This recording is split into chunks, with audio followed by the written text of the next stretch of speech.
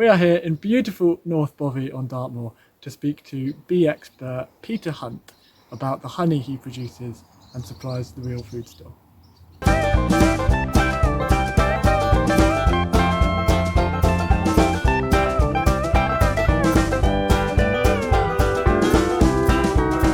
So, no, not all, but most honey in supermarket certainly if it's foreign honey, is a blend from different countries. So you get that sort of very light, in the main, very light monofloral type of honey. And also the ethics. I have a bit of an issue with ethics of some of the people who buy bulk honey from China and Africa and places. It's what they put back into the economy of those countries and how much the workers get. That sort of thing. And of course, my honey is, I know how hard it is for a bee to work, so I understand a little bit about the ethics. I also know how difficult being a beekeeper or collecting honey is in this country because of our climate. It's very unpredictable, and there are years where you get very little honey, and then you get a year like last year where you get a bounty. But financially, I think it's important because you're spending money in the local economy, and I think more and more people are really interested to know where their food comes from and how. And I have to say this, and it could be quite controversial. There are a lot of people who want to help bees. But bees have to be managed, I think. You can't just have a hive of bees on your land in whatever shape and form, because beehives come in all sorts of shapes. But they have to be looked after.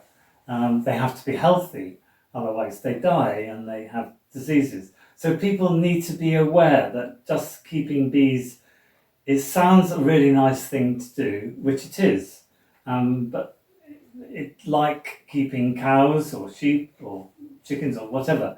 It has to be done in a managed way. Mm.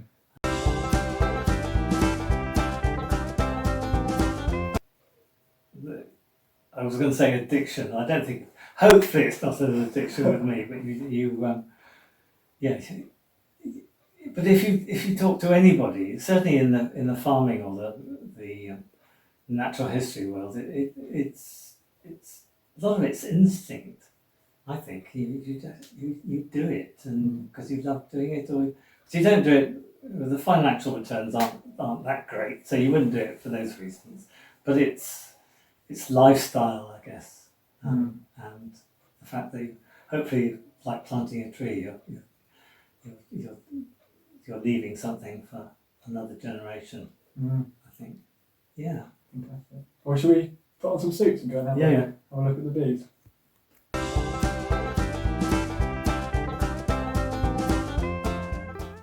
But anyway, so the bottom of a beehive, you have, it feels it's heavier. So that's a frame of honey. So the bee has wax glands, and she has baskets to put the nectar. So she comes to the hive entrance, and it's many ways, but basically she then moves up and puts the honey, which is 50% water, into one of these cells, and then at night, or can't really smell those, but you're welcome to. So during the night, you sometimes on a really warm night, you can hear their wings. They're roaring like crazy, and what they're doing is they're taking off 50% of the nectar, which is water. So they have to do that, and then with their wax glands, they seal it with wax. So it's a hugely busy and complicated process. So they are incredibly industrious little creatures. And they've created this structure, haven't they? Yeah, they have. I mean, I buy what we call foundation, but they could do that themselves, which is what they have to do when they swarm. Yeah. Because they could be hanging from the roof or something, but they have that ability and the knowledge to make those cells, which I think is, we have to go to school and learn how to do these things, and they've got it all done for them already. So that's what happens, and that is basically their winter supply of food. Right. So and that's good. So from the beekeeper's point of view, he has to be really clever is not the right word, but he has to be knowledgeable enough that he can take honey, but he must leave them enough to keep for the coming year. And when we extract it, what we do is with another knife, which I haven't got, you remove the wax topping, so you're left with that, but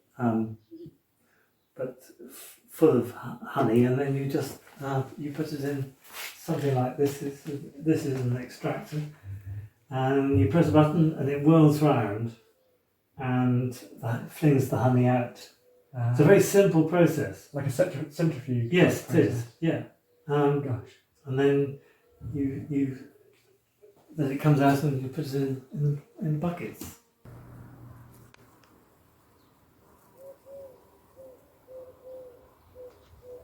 Peter's around here somewhere. I think he went that way. He's just going to show us the bees, I believe. So off we go.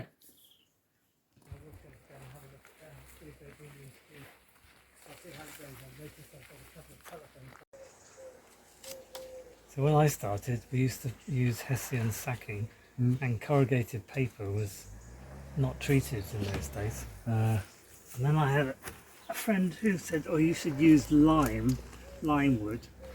So I used to. We've got one down the road. So I used to take the bark and dry it during the winter. It's a very sweet smelling. Gosh. Lovely. Okay. All right. So this is a full colony. So it's got something upwards of about 50,000 bees, and this is these are young colonies that I will overwinter.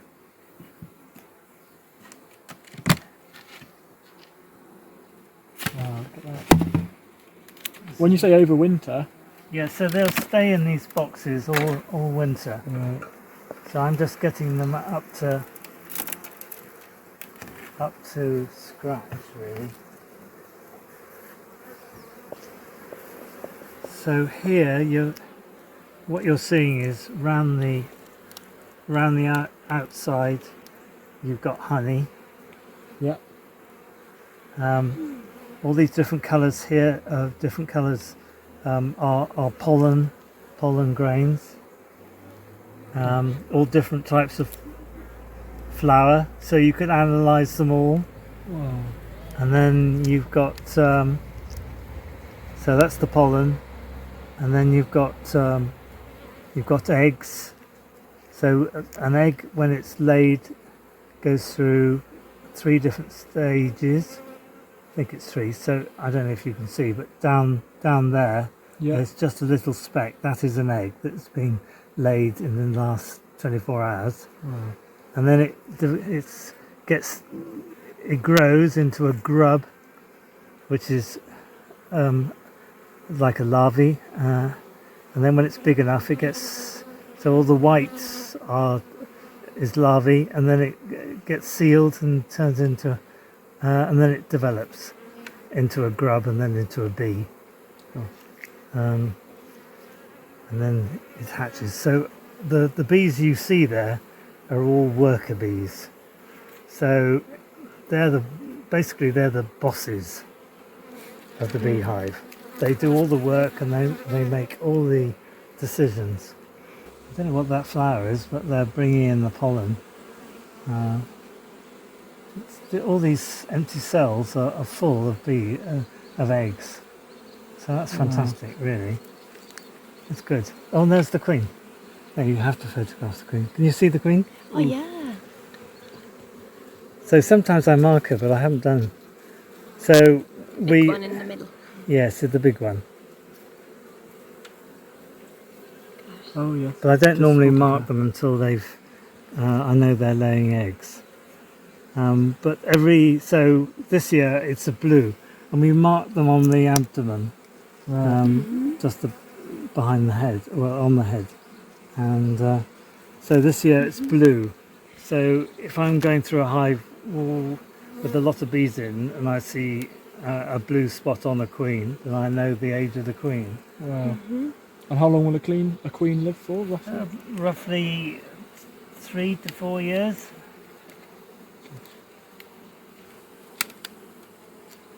So that's basically a nucleus. So this is a full colony of bees. So things are a bit different in something like this. This is nectar. This is honey that's come in, and some of it, as you can see, has been capped.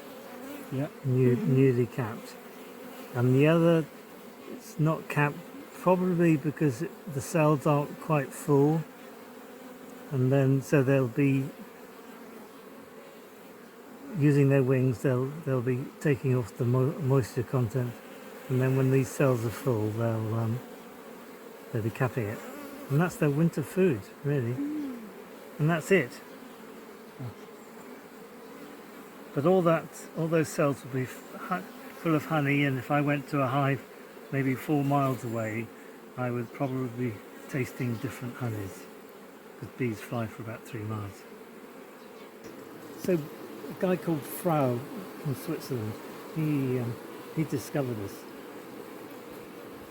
But he was putting flour on that bee, for example, and then trying to follow it. So I can imagine that must have been so difficult. Yeah. Another bee was doing it. So they indicate where they found a good. Yes, by the so they use magnetic earth, and so a dance. It's either north, south, or east or west. Yeah. Tell. But they'll also do this dance when, their behaviour changes so quickly. Within certainly half an hour, if I was to remove a queen from the hive, they would know very quickly that there was no queen. They're all dancing. Yeah. Fantastic, isn't it? Because I had a school friend in Truro, and his father was the beekeeper, and so he was dressed in a white suit one day, and I thought, that's very trendy, very fashionable white suit. I wanted a white suit, so I asked him if I could help him. So he lent me his white suit, as far as I can remember, and I became his smoker boy. And if you're dealing with most bees, these are nice and calm now, but it's I think it's probably the most important job in beekeeping. If I have help, I always get them to look after my smoker, because if you run into problems, if you've got really angry bees, you need your smoker to pacify them, just to calm them down a bit. And so I got inspired the wrong way by looking at it as a beekeeping suit as a fashion garment. But then I got hooked on bees, and you do get hooked on bees. I don't know why.